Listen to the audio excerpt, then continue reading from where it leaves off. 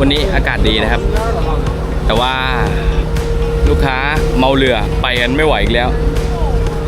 กลับมาบานาน่า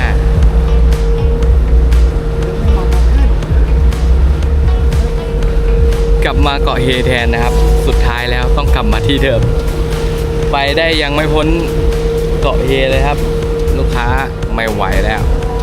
บอกกลับได้ไหมนั่งจะอ้วกแล้วครับ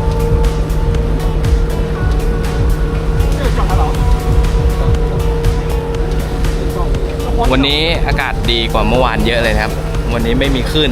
ผมว่าไม่ใหญ่วันนี้ลมไม่มีถือโอเคครับฝนไม่ตกโอเคเลย